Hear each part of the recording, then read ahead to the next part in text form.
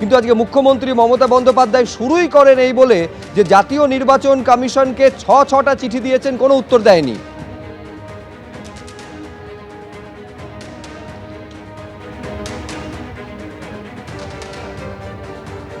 চূড়ান্ত একেবারে পশ্চিমবঙ্গকে টার্গেট করা হচ্ছে, এই অভিযোগ মুখ্যমন্ত্রী মমতা বন্দ্যোপাধ্যায় করেছেন এবং ৮৩০০ মাইক্রো অবজারভার পাঠানো হয়েছে এবং তারা কার্যত এইআরওদের থেকে ক্ষমতা কেড়ে নিচ্ছেন বলে অভিযোগ করছেন, পদদলিত করার চেষ্টা হচ্ছে রাজ্যবাসীকে বলে অভিযোগ করেছেন তিনি। আমি সরাসরি কথা বলবো আমাদের আরেক প্রতিনিধি বিজেন্দ্র সিংহের সঙ্গে। গুচ্ছ অভিযোগ বিজেন্দ্র, মুখ্যমন্ত্রী মমতা বন্দ্যোপাধ্যায় জাতীয় নির্বাচন কমিশনের বিরুদ্ধে করেছেন, কমিশনের পাল্টা কি বক্তব্য ছিল আজকে?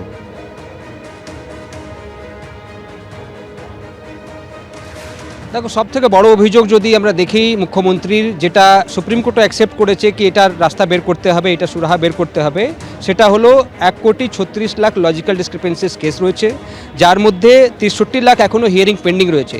4 দিন হিয়ারিংয়ের ডেট রয়েছে, অর্থাৎ আগামী 4 দিন প্রত্যেক দিন 15 লাখ করে হিয়ারিং করতে হবে। এবং এই লজিক্যাল ডিসক্রিপেন্সিগুলো কি, মুখ্যমন্ত্রী বলেন, তার আইনজীবীরা বলেন কি নামে না বানান ভুল, যেখানে খান হয়ে গেছে, ব্যানার্জি বন্দ্যোপাধ্যায় হয়ে গেছে, রায় হয়ে গেছে, দত্তা হয়ে গেছে, গাঙ্গুলি গঙ্গোপাধ্যায় হয়ে গেছে, এই ধরনের নামগুলোর যেখানে স্পেলিংয়ের সমস্যা হয়েছে, যেখানে দেখা যাচ্ছে ত্রুটি, সেটাকেই ত্রুটি হিসাবে ধরে নেওয়া হয়েছে এবং লজিক্যাল ডিসক্রিপেন্সিতে ফেলে দেওয়া হয়েছে। এই নামগুলোর যাদের যেখানে তালিকাতে রয়েছে তাদেরকে নোটিশ পাঠানো হয়েছে। এটাও বলা হয়েছে কি যাদের যে মেয়েগুলো বিয়ে হয়ে যাচ্ছে, বিয়ে হয়ে যাওয়ার পর তারা যেখানে বিয়ে হয়ে যাওয়ার পর স্বামীর যে সারনেম ব্যবহার করছেন, সেক্ষেত্রে পুরনো এসআইআর এর নামের যখন দেখছে সারনেম অন্য রয়েছে বাবা মায়ের, তখন সেটাও অ্যাকসেপ্ট করা হচ্ছে না। তো মেন ছিল কি নামের যে বানান ভুল হচ্ছে, ইংরেজিতে অন্যভাবে লেখা হয়, বাংলাতে অন্যভাবে লেখা হয়, সেটাই সবথেকে বড় আমরা দেখলাম আজকে গুরুত্ব দিল সুপ্রিম কোর্ট কি এটা তো রিলিফ করতে হবে। এবং সেটার জন্য সুপ্রিম কোর্ট রাস্তা কী বের করছে, সুপ্রিম কোর্ট বলছে অন্য রাজ্যেও এই ধরনের ঘটনা হয় যেখানে নাম অন্য সেখানকার রিজনাল ল্যাঙ্গুয়েজ অন্য ভাষায় লেখা হয় এবং সেক্ষেত্রে যখন ইংরেজিতে ট্রান্সলেট হয় সেক্ষেত্রে অন্যভাবে হয়। চিফ জাস্টিস তো রবীন্দ্রনাথ টেগোরেরও নাম বললেন কি হয়তো টেগোরেরও নাম অন্য ভাষায় অন্যভাবে লেখা হয়। এবং এই উদাহরণগুলো দেওয়ার পর আজকে কোর্ট ঠিক করেছে, নির্দেশ দিয়েছে রাজ্য সরকারকে কি তারা দক্ষ অফিসার অ্যাপয়েন্ট করবে এবং তারা তালিকা দেবে ইলেকশন কমিশনকে। গ্রুপ বি অফিসার কেন কি ইলেকশন কমিশন আজকে বলছিল কি তাদের কাছে নামের তালিকা নেই, তারা চেয়েছিলেন পশ্চিমবঙ্গ থেকে দক্ষ অফিসার, কিন্তু তাদেরকে শুধুমাত্র 80 জন ক্লার্ক দেওয়া হয়েছিল। এবং তাই আজকে সুপ্রিম কোর্ট নির্দেশ দিয়েছে রাজ্যকে কি একটা দক্ষ অফিসারদেরকে, গ্রুপ বি অফিসারদেরকে বা গ্রুপ 2 অফিসারদের একটা তালিকা সুপ্রিম কোর্টের কাছে দেবে রাজ্য সরকার এবং সেই যারা বাংলা ভাষা জানেন তাদেরকে ব্যবহার করা হবে নেক্সট যে হিয়ারিংগুলো হবে বা নামগুলো নিয়ে যেখানে সমস্যা রয়েছে সেটাকে ঠিক করার জন্য। দ্বিতীয় প্রশ্ন আসছে মাইক্রো অবজারভার। মুখ্যমন্ত্রীও বললেন কি 8000 থেকে বেশি মাইক্রো অবজারভার অ্যাপয়েন্ট করে দেওয়া হয়েছে বিজেপি শাসিত রাজ্যগুলিতে। তাদের সংবিধানে কোনো এখতিয়ার নেই, তারা বিএলওদেরকে হোয়াটসঅ্যাপে নির্দেশ দিচ্ছে কি করতে হবে এবং বিএলও ইআরওদেরকে পাওয়ার রয়েছে, কিন্তু এই মাইক্রো অবজারভার এবং রোল অবজারভার যাদেরকে অ্যাপয়েন্ট করা হয়েছে সেটা নিয়ে আপত্তি করা হয় মমতা বন্দ্যোপাধ্যায়ের তরফ থেকে। ইলেকশন কমিশন জানায় কি রাজ্য সরকার সহযোগিতা করছে না এবং তাদের স্ট্যাটিউটের মধ্যে এই পাওয়ার দিয়েছে, ইলেকশন কমিশনের কাছে পাওয়ার রয়েছে মাইক্রো অবজারভার অ্যাপয়েন্ট করার জন্য। সেক্ষেত্রে মুখ্যমন্ত্রী যে অভিযোগগুলো করছিলেন সেটাকে জবাব এইভাবে দিল ইলেকশন কমিশন আজকে সুপ্রিম কোর্টে। অন্যদিকে আধার কার্ড নিয়ে একটা প্রশ্ন ছিল কি আধার কার্ড কেন অ্যাকসেপ্ট করছে না, মমতা বন্দ্যোপাধ্যায় বললেন অন্য রাজ্যগুলিতে কাস্ট সার্টিফিকেট অ্যাকসেপ্ট হচ্ছে, ডোমিসাইল সার্টিফিকেট অ্যাকসেপ্ট করা হচ্ছে, আধার অ্যাকসেপ্ট করা হচ্ছে, কিন্তু পশ্চিমবঙ্গে করা হচ্ছে না। তখন চিফ জাস্টিস একটা অবজারভেশন দেন কি আধার নিয়ে ইতিমধ্যেই তারা রুলিং রিজার্ভ রেখেছেন কি জনপ্রতিনিধি আইনের মধ্যে আধার কার্ডকে কি অ্যাকসেপ্ট করা যায় কি যায় না, সেক্ষেত্রে এটার জন্য ওয়েট করতে হবে তাদের যখন ফাইনাল জাজমেন্ট আসবে যে মূল মামলা যে হিয়ারিং কমপ্লিট হয়ে গেছে এবং অর্ডার রিজার্ভ রয়েছে। তবে বিশেষ করে যে বক্তব্য জানতে চাইছি, আজকে সুপ্রিম কোর্টের তরফে যখন এইটা বলা হলো যে এই যে পদবি সংক্রান্ত বিষয়ে যাদের সম্যক ধারণা রয়েছে রাজ্য থেকে এমন কর্মী রাজ্য যেন দেয় নির্বাচন কমিশনকে, তাহলে এই জটিলতাগুলো কাটানো সম্ভব হবে। রাজ্যের তরফে কি সেরকম কোনো বলা হলো আজকে কোর্টে দাঁড়িয়ে যে রাজ্য সেরকম কোনো কর্মী, রাজ্যের কর্মী তারা কমিশনকে দেবে এই কাজ করার জন্য, কিছু কি বলা হলো রাজ্যের তরফে?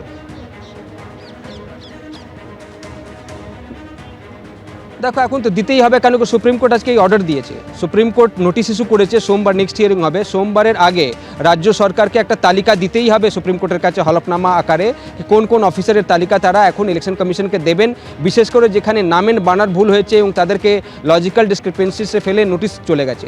এটাতে সুপ্রিম কোর্ট আজকে কারণটাও খোঁজার চেষ্টা করছিলেন, বারবার চিফ জাস্টিস বলছিলেন যে যদি কোনো সমস্যা হয় তার সমাধানও রয়েছে এবং সমাধান বের করার জন্য তিনি বলেন কি হয়তো লজিক্যাল ডিসক্রিপেন্সি যখন কম্পিউটার জেনারেটেড, এআই জেনারেটেড হচ্ছে হচ্ছে, কম্পিউটারে যখন নাম দেওয়া হয়েছে, তো নোটিশ তাদের কাছে চলে গেছে। কিন্তু তারা বলেন কি এইভাবে তো অন্য স্টেটগুলোতে অনেক নাম হয় যারা সারনেম অন্যভাবে লেখা হয়, রিজনাল ল্যাঙ্গুয়েজে অন্যভাবে লেখা হয়। 2002 সালের যখন এসআইআর হয়েছিল তার তালিকা নাকি বাংলা ভাষায় ছিল, এই কথাও আজকে একজন আইনজীবী সুপ্রিম কোর্টের কাছে বলেছেন।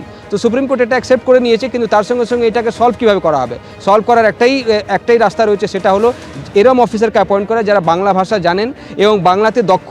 এবং তাই আজকে এবং তখন যখন ইলেকশন কমিশন অভিযোগ করছে কি রাজ্য সরকার অ্যাপ্রোপ্রিয়েট অফিসার দিচ্ছে না, 80 জন শুধুমাত্র ক্লার্ক দিয়েছে তাদেরকে, তো সেই জায়গা থেকে আমরা বুঝতে পারছি কি ইলেকশন কমিশনকে এই ধরনের অফিসার প্রোভাইড করা রাজ্য সরকারের দায়িত্ব, যারা বাংলা ভাষা জানেন, বাংলা ভাষায় দক্ষ, সেখানকার কালচার বোঝেন, নাম কিভাবে পদবিগুলো ব্যানার্জি বন্দ্যোপাধ্যায় একই সেটা যারা বোঝেন, তাদের একটা তালিকা দিতে হবে রাজ্য সরকারকে ইলেকশন কমিশনের কাছে, এখন সুপ্রিম কোর্টের কাছে জমা দিতে হবে সোমবারের আগে, এবং সেটাকেই ইলেকশন কমিশন ইউজ করবে। যাদেরকে লজিক্যাল ডিসক্রিপেন্সি এইভাবে চিঠি চলে গেছে, যাদের কাছে নোটিশ চলে গেছে, যাদের মধ্যে শুধুমাত্র এই নামের বানান ভুল, অর্থাৎ বাংলাতে নাম অন্যভাবে রয়েছে, ইংরেজিতে অন্যভাবে রয়েছে, বা পুরনো এসআইয়ের বাবার নামের বন্দ্যোপাধ্যায় ছিল, এখন যদি কেউ ব্যানার্জি লিখছে, সেক্ষেত্রে তাদের কাছে নোটিশ চলে গেছে। এইগুলোকে সলভ করার জন্যে কিন্তু একটা রাস্তা বের করতে চাইছে সুপ্রিম কোর্ট, এবং সেটাই সব থেকে মেজর ইস্যু হয়ে রয়েছে। কেন কি আজকে বলা হলো কি 1,36,00,000 লজিক্যাল ডিসক্রিপেন্সি করা হয়েছিল, যার মধ্যে 63 লাখ থেকে বেশি লজিক্যাল ডিসক্রিপেন্সি নামের বানান ভুল নিয়ে রয়েছে। তো সেক্ষেত্রে মেজরিটি যদি নামের বানান ভুল নিয়েই থাকে, বা নামের বানান নিয়ে যে ডিসপিউট রয়েছে, সেটা সলভ করার জন্যই একটা রাস্তা বের করতে চাইছে সুপ্রিম কোর্ট, যেখানে রাজ্য সরকারকে আজকে তারা নির্দেশ দিয়েছেন কি বাংলা ভাষায় দক্ষ অফিসারদের একটা তালিকা তাদেরকে জমা দিতে হবে সোমবারের আগে। এবং সোমবার এখন সুপ্রিম কোর্টে ইলেকশন কমিশন কি বলে সেটা দেখতে হবে। কেন কি আজকে ইলেকশন কমিশনের তরফ থেকে বারবার বলছিল কি যে অভিযোগগুলো করা হচ্ছে, যেটা মমতা বন্দ্যোপাধ্যায় বলছেন বা যেটা তাদের আইনজীবীরা বলছেন, সেটা তারা জানেন না, এইটা তাদের কাছে কোনো নোটিশ আসেনি, তারা কীভাবে জবাব দেবেন, তাদেরকে কিছু সময় দেওয়া হোক, তারা যে অভিযোগগুলো করছেন তাকে লিখিত আকারে তারা জবাব দেবেন এখানে। তখন সুপ্রিম কোর্ট আজকে বলে কি আজকে তারা হিয়ারিং আপাতত অ্যাডজার্ন করছেন, সোমবার নেক্সট হিয়ারিং হবে, কিন্তু তার আগে রাজ্য সরকারকে আজকে সুপ্রিম কোর্ট নির্দেশ দিয়েছে কি অ্যাপ্রোপ্রিয়েট অফিসার্স যারা রয়েছেন, যারা বাংলা ভাষা জানেন, দক্ষ অফিসার, গ্রুপ ডি অফিসার বা গ্রুপ বি বা গ্রুপ 2 অফিসার, এরম একটা তালিকা তারা দেবেন সুপ্রিম কোর্টের কাছে, এবং তাদেরকে সুপ্রিম কোর্ট নির্দেশ দেবে ইলেকশন কমিশন ব্যবহার করবে নামের বানান নিয়ে, যেটা যেহেতু majority of the logical discrepancy case বা আনম্যাপ যাদেরকে বলা হচ্ছে, তারা এই তালিকায় রয়েছেন, সেটাকে সলভ করতে চাইছে সুপ্রিম কোর্ট। বেশ, বিজেন্দ্র তুমি আমাদের সঙ্গে থাকো। এই শুনানি পর্ব শেষে আদালত থেকে বেরিয়ে কল্যাণ বন্দ্যোপাধ্যায়, তৃণমূল সাংসদ এবং আইনজীবী, তিনি কি বললেন দেখব। মমতা ব্যানার্জি তার আর্গুমেন্ট করেছেন, কোর্ট পারমিশন দিয়েছে, এবং কোর্ট বলেছে যে তুমি যতক্ষণ বলবে আমরা শুনবো, 15 মিনিট দরকার হলে শুনবো। এবং মমতা বন্দ্যোপাধ্যায় তার পয়েন্টগুলো যা যা আছে সেগুলো বলেছে। 1 নম্বর পয়েন্ট যেটা বলেছে যে ডিলিশন হচ্ছে, কোনো ইনক্লুশন হচ্ছে না। 2 নম্বর হচ্ছে role of micro observer and roll observer. আইনে কোথাও জায়গা নেই যে মাইক্রো অবজারভার এবং রোল অবজারভার অ্যাপয়েন্টমেন্ট করার।